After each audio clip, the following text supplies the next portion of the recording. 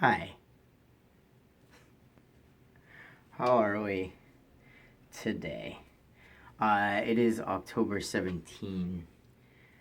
I actually, you know, that was me making a rewind sound effect in case you didn't recognize that sound.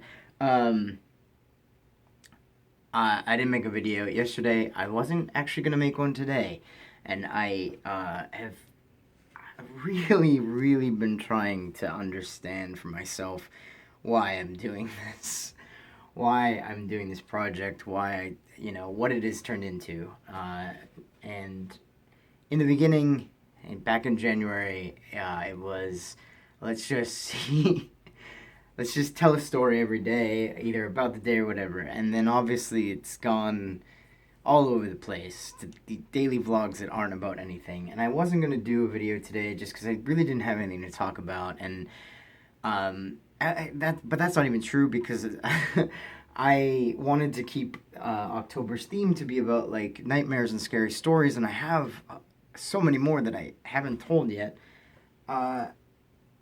But I wasn't gonna do a video today, and then uh, a really good friend of mine, my friend Joe, who has commented on so many of these videos.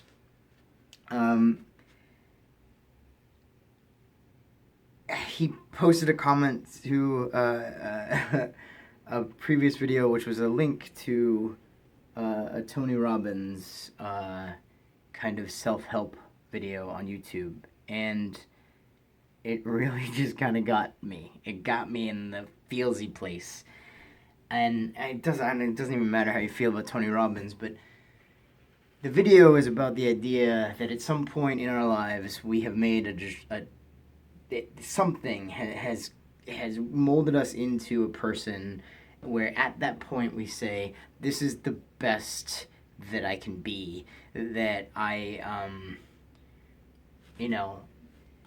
we accept that we're limited by something, this invisible thing, that we can't be an athlete, or that we can't be in shape, or that we can't be a good writer, or that we can't achieve certain things because we're limited by our own thoughts and our own ideas.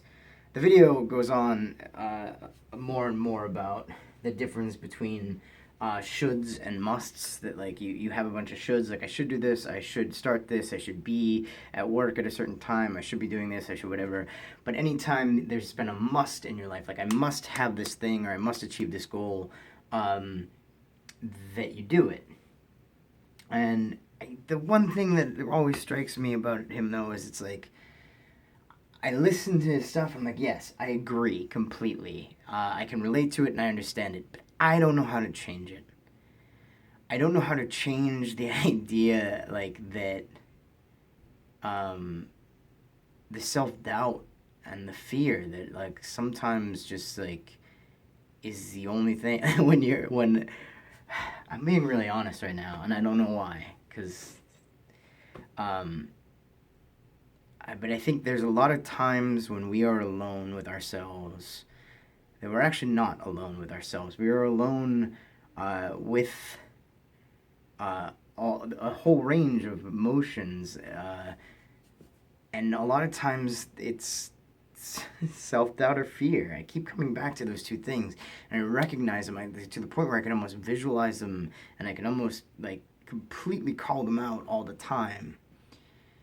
And yet I still fall into these traps where I'm not doing the things I could be doing to overcome them, or to prove that I could be better at anything, with enough determination and enough goals set and enough actively trying, and I'm kind of technically talking about my weight and exercise, but I'm also more importantly talking about writing and pursuing something that I really love, and I feel like I'm just not. Yeah. I don't know.